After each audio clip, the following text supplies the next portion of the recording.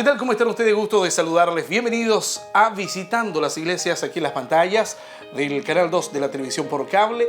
Hoy día tenemos nuevamente la oportunidad de poder compartir con el pastor Miguel Ángel Rivera de la Iglesia Alianza Cristiana y Misionera. Aquí estamos para conversar. Pastor, gusto de saludarle, bienvenido y gracias por recibirnos siempre con esta cordialidad. Mucho gusto, Pablo, ¿cómo estás? Bien, gracias al Señor. Qué gusto. Hemos hablado de distintos temas. Usted llamó las guerras gemelas, ¿cierto? En el oriente, el Islam, y en el occidente, que es el ateísmo. También, pastor, hemos hablado de, ¿cierto?, una manera que grafica usted, que nos llevó a identificar las formas del ente, cómo el mundo se mueve. También hemos hablado del discipulado. Hablamos también de la cosmovisión. Hoy día podemos tocar diferentes temas. Podemos preguntarnos, por ejemplo, ¿qué papel juega el Evangelio en discipular nuestra nación? ¿Ah? ¿Qué es el Evangelio? Esa es la pregunta. Yo creo que es uno de los desafíos más importantes contemporáneos del cristianismo. Existe una manera tradicional de entender el Evangelio y a nosotros se nos llama evangélicos. Sí. Eso ya dice mucho, que somos evangélicos porque seguimos el Evangelio. El Evangelio es en palabras simples, una buena noticia, ¿no? Es una buena noticia, es algo agradable. Cuando el anunciamiento de nuestro Señor dice que estas son buenas nuevas, traigo buenas noticias, traigo una buena notificación del cielo para los seres humanos. Gloria a Dios en la tierra, en el cielo y la tierra paz a los hombres, etc. Todo esto que vamos a ver en esta Navidad, hoy se ve en cada Navidad. Pero Jesús mismo dice algo de qué es el Evangelio según su propia definición, que finalmente es la que nos importa. El Evangelio de Mateo, por ejemplo, el capítulo 4, verso 23, dice que Jesús recorría toda Galilea enseñando en las sinagogas y anunciando las buenas nuevas del reino. O sea, en el fondo estamos hablando que el Señor, nuestro Señor, tenía la idea de que las buenas nuevas eran el contenido de un reino. La palabra reino de Dios, que es lo que se señala aquí, o reino de los cielos, aparece 90 veces mencionado como tal en todos los evangelios. Y Jesús envió a los discípulos, si tú me acompañas, por ejemplo, el capítulo número 10, versículo 7, donde quiera que vayan, en Mateo 17, donde quiera que vayan, prediquen este mensaje: el reino de los cielos está cerca. Y los efectos de estos: sanen enfermos, resuciten muertos, limpien toda enfermedad. Esos son los efectos del reino. Entonces, querido Pablo, lo que nos ha pasado a nosotros es que hemos identificado tradicionalmente el Evangelio, el reino de Dios, como lo que sucede dentro de los templos. Estas manifestaciones de sanidad, de liberación, de predicación. Pero nos hemos olvidado que el Señor dijo: mi reino, el reino de los cielos, esto que está allá, se traslada, viene, se establece, y esto es lo que se debe predicar. Una buena noticia. La buena noticia del reino de Dios. Jesús dijo en Lucas 4:43, dijo: es preciso que anuncie las buenas nuevas del reino, porque para esto yo fui enviado, para anunciar una buena nueva. Entonces, no estoy diciendo que no deben haber milagros, sanidad o otro tipo de cosas que se viven dentro del Evangelio. Lo que estoy diciendo es que esos son los efectos de que el reino de Dios milagrosamente y sobrenaturalmente se establece. Sí. Pero existe otra parte del reino de Dios que nosotros tenemos que establecer y entender. Jesús vivió, trabajó, murió para comunicar este mensaje. ¿Cuál mensaje? Que el reino de Dios se tiene que establecer, A ver, pero ¿estamos entendiendo el día de hoy qué es un reino? Un reino, nosotros somos república, sí, ¿verdad? Nosotros tenemos presidente, senado y cámara de representantes. Un reino, como no tenemos experiencia, aunque Chile fue un virreinado en algún minuto, pero el reino tiene por lo menos 4 cosas. Primero, tiene un rey, es lógico. Segundo, tiene súbditos, tiene leyes y tiene una esfera de influencia o un territorio. Eso es un reino en términos muy, muy generales. Entonces, si contestamos la pregunta, ¿qué es el reino de Dios? Es cualquier lugar o esfera donde Jesús reina. es decir, cualquier lugar donde se hace su voluntad. La pregunta mía es, y la hago para mí, no para ti, pero para mí, para el que le quiera contestar, ¿la voluntad de Dios se hace solo dentro de las iglesias? ¿O se tendría que hacer si el reino de Dios se establece en otros lugares? Entonces, cuando nosotros nos preguntamos, ¿quién es el rey? Porque ya entendemos que un reino es una esfera, Sí. es un territorio, es donde se hace la voluntad de este soberano. Jesús dijo en Mateo 28, que ya lo vimos, la Gran Comisión. La Gran Comisión dice que Jesús le dijo a sus discípulos, se me ha dado toda autoridad en los cielos y en la tierra. Esto es reino y ese es rey. El rey es Él. Primero de Timoteo, voy a leerlo desde aquí, dice, al único y bendito soberano, Rey de reyes, Señor de señores, al único inmortal que vive en luz inaccesible, a quien nadie ha visto ni puede ver, a Él sea el honor y el poder eternamente. Eso dice Pablo a su discípulo Timoteo. Lo llama al único y soberano Dios. Entonces estamos hablando que este reino no solo es de templo, este reino llena todo, embarga todo. Los súbditos, ¿quiénes serían? Entonces, en otras palabras, si Él dijo, toda autoridad me es dada en el cielo y en la tierra, el Mateo 28, ustedes saben, la Gran Comisión, ya la leímos, la podemos decir de memoria, pero la Escritura dice entonces que la Gran Comisión dice, toda autoridad me fue dada, por tanto, vayan, dijimos en un programa ya, y hagan discípulos. Los súbditos son los discípulos, eso es hoy, ahora. Tú eres discípulo de Jesús, yo también soy discípulo de Jesús. En el futuro, el libro de Romanos, capítulo número 14, dice en su versículo número 11, está escrito, tan cierto como yo vivo, dice el Señor, ante mí se doblará toda rodilla y toda lengua confesará a Dios. Esto es una profecía establecida en el libro de Isaías, capítulo 45. Es decir, en el futuro, en algún minuto, y a medida que va pasando el tiempo, el reino de Dios avanza y se van estableciendo nuevos súbditos. Toda rodilla se doblará. No sé cómo lo entendemos eso, pero a mí me parece fantástico. La palabra todo no excluye nada. Es decir, está incluido. ¿Cuáles serían las leyes? La Gran Comisión dice, toda autoridad me es dada, vayan y hagan discípulos, bautícenlos, que ya hablamos del bautismo, es decir, métanlos en un proceso, ¿te acuerdas del ejemplo del pepino? Sí. Métanlos en un proceso permanente y luego enséñenle todas las cosas que yo he mandado. Enséñenles a guardar. Entonces las leyes ya están establecidas. El Señor Jesucristo dijo, mientras exista, Mateo capítulo 5, cielo y tierra, ni una letra, ni una tilde desaparecerán de esta ley hasta que todo se haya cumplido. O sea, definitivamente esta es el parámetro del reino de nuestro Señor. Pero pastor, ¿qué es el reino de Dios? Es una pregunta que nos podemos hacer nosotros mismos y analizarla.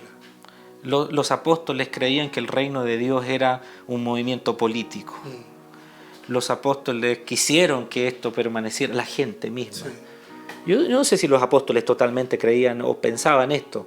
Hay algunos atisbos, pero la gente cuando proclama al Señor con palmas, el Rey, Hosana. Pero el libro de Salmos, el capítulo 103, dice, el Señor ha establecido su trono en el cielo y su reinado domina sobre todos. Entonces, el reino de Dios, Pablo, no es solo este pequeño pueblo que se reúne los domingos o durante la semana en los templos. No son solo los que se llaman evangélicos. El reino de Dios, su forma de vida se va estableciendo a medida que se van convirtiendo personas, pero el reino de Dios es toda la globalidad. El Señor dice, del Señor es la tierra y su plenitud. ¿Has leído ese salmo? Sí. El Salmo 24. Del Señor es la tierra y todo cuanto hay, el mundo y los que en él habitan.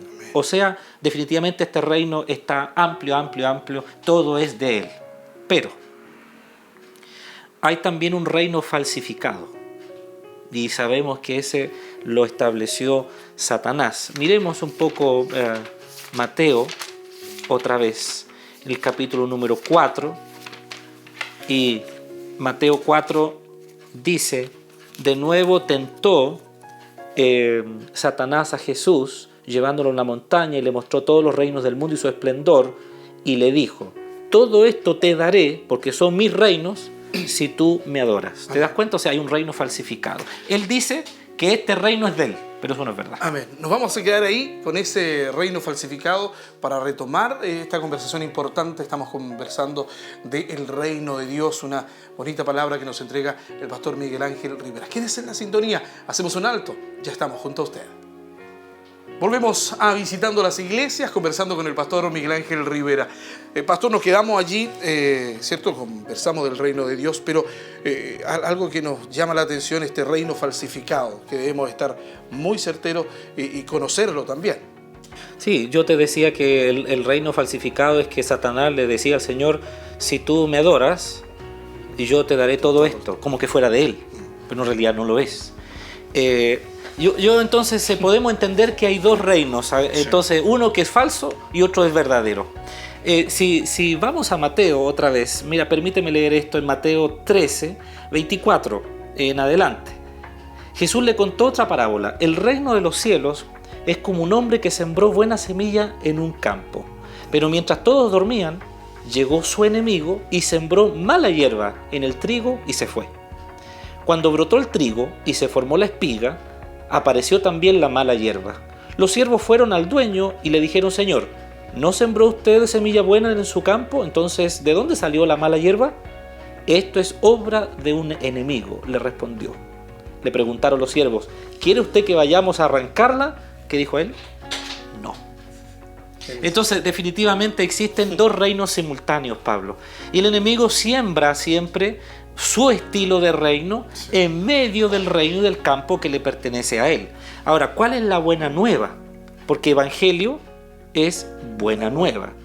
El libro de Colosenses capítulo 1, voy a leerlo de aquí, dice: porque a Dios le agradó habitar en él toda su plenitud, y por medio de él reconciliar consigo todas las cosas, tanto las que están en la tierra como las que están en los cielos, haciendo la paz mediante la sangre que derramó en la cruz. La buena nueva del evangelio no es, como he dicho en otros programas, solo convertir las personas, como quien dice, comprar el pasaje para irse al cielo. En palabras bien simples, Pablo, los cristianos recibimos el evangelio de Cristo no solo para llegar al cielo, sino para que el reino de Dios se establezca en la tierra. El libro de Primera de Juan, capítulo 3, versículo 8, dice: el Hijo de Dios fue enviado precisamente a destruir las obras del diablo. Entonces, mientras que no llegamos al cielo, nuestra misión es construir, edificar el reino de Dios aquí en la tierra. No solo hacer cultos, Pablo. Tenemos que hacer los cultos, adorar a nuestro Dios, pero tenemos que construir nuestro reino. ¿Qué estamos haciendo aquí? Yo no estoy parado en el púlpito de mi templo, de la iglesia donde Dios me tiene pastoreando. No tengo los creyentes sentados ahí, tengo creyentes y tengo personas que no son creyentes que me están escuchando. El reino de Dios es eso. El reino de Dios tiene que avanzar. La venida del reino de Dios, en otras palabras, es transformar.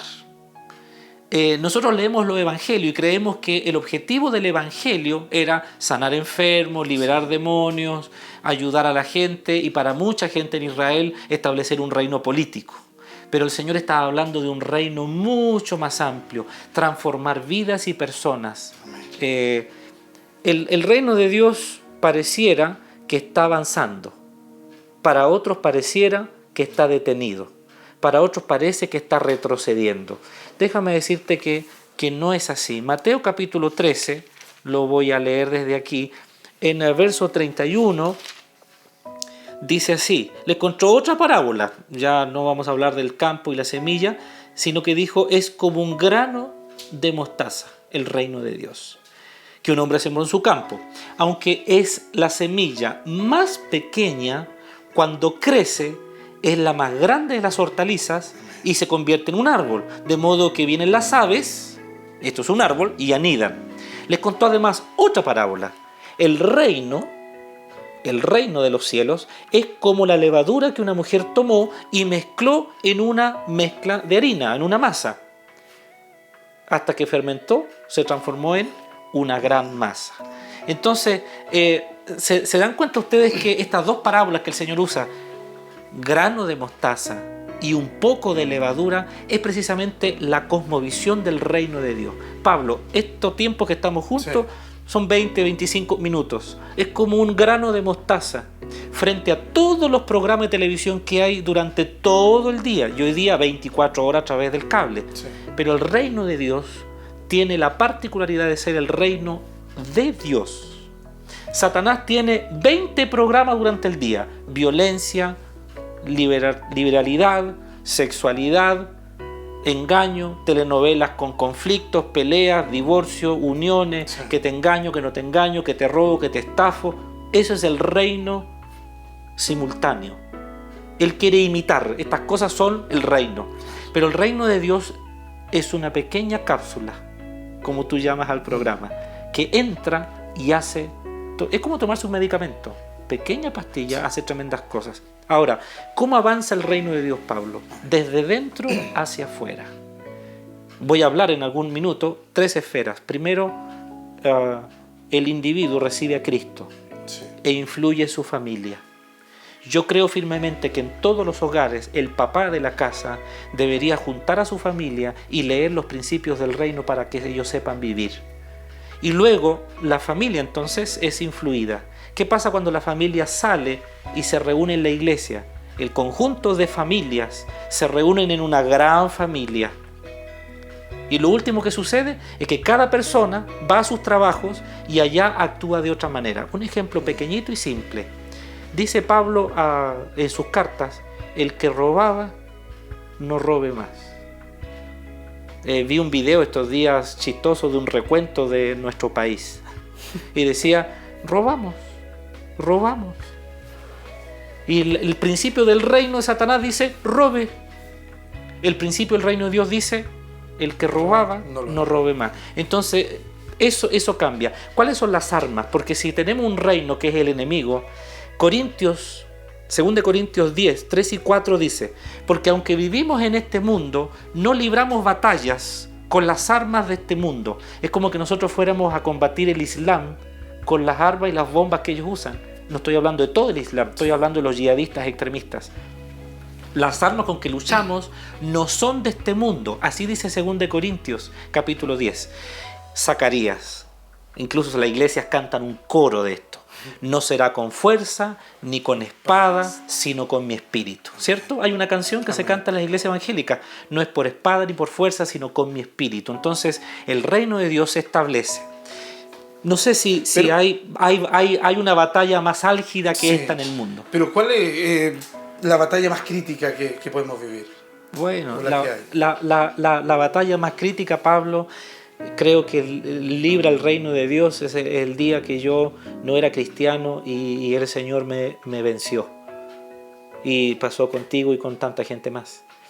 La batalla más crítica, Pablo, la dice Él. De veras te aseguro, Juan 3:3, de veras te aseguro que quien no nazca de nuevo no puede ver el reino de Dios. Entonces a este reino se entra por nuevo nacimiento. Y por eso que el Evangelio es esto. El Evangelio parte con el nuevo nacimiento. Luego bautícenlos para que se metan en un proceso discipular. Enséñenle y que el reino avance como la levadura en masa tras masa. Dice la escritura en Corintios, Pablo, un verso tan conocido, 5:17, 1 Corintios. De modo que si alguno está en Cristo, nueva criatura es. Es un súbdito en este nuevo reino. Las cosas viejas pasaron y aquí todas son hechas nuevas. Pablo, la batalla más crítica después que uno se convierte, y que a lo mejor me pasó a mí, te ha pasado a ti, y espero que te esté pasando. Voy a decirte de esta manera. Espero que después de cada conversación que hemos tenido juntos, y que hay personas que han visto estos programas, los que van juntos, o sea, todos los programas que tú has hecho, espero que haya personas que en su mente estén diciendo, no lo había pensado así. Ese es el objetivo. Porque la batalla más grande, Pablo, es la batalla de la mente. Mira, yo me convertí al cristianismo en el año 1982. Ese día el Señor salió a mi encuentro, tocó mi corazón. Pero 10 años después, yo tuve un encuentro con el Señor y se convirtió mi mente. Se convirtió mi corazón porque acepté a Cristo y creí, me enseñaron y todo, pero se convirtió mi mente. Entonces Romanos dice, no se amolden al mundo actual, no tomen la forma, sino renueven su mente, destruimos los argumentos. Entonces todo comienza con mi vida, con mi familia. Josué dijo, escogeos hoy a quién sirváis, ¿verdad? Sí. Josué 24:15, pero yo y mi casa serviremos al Señor, a Jehová, dice. Entonces la iglesia se tiene que mover desde dentro hacia afuera. El gran pasaje que se usa en misiones, son el linaje escogido, nación santa, real sacerdocio, para anunciar ¿qué cosa?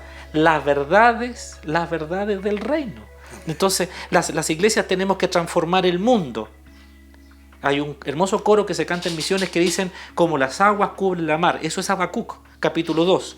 Porque así como las aguas cubren los mares, así también llenará la tierra, el Señor, de todo su conocimiento. Yo creo que lo más peligroso para el ateísmo, lo más peligroso para el Islam, lo más peligroso para las sociedades ateas, es que los cristianos discipulemos nuestros niños, discipulemos nuestros jóvenes, discipulemos nuestros hombres y nuestras mujeres y los enviemos, digo esto, no es que esté mal, los enviemos no de 2 en 2, no a predicar en una esquina, es hacer discípulos. Eso es venenoso, eso es peligroso, eso el enemigo no lo quiere permitir.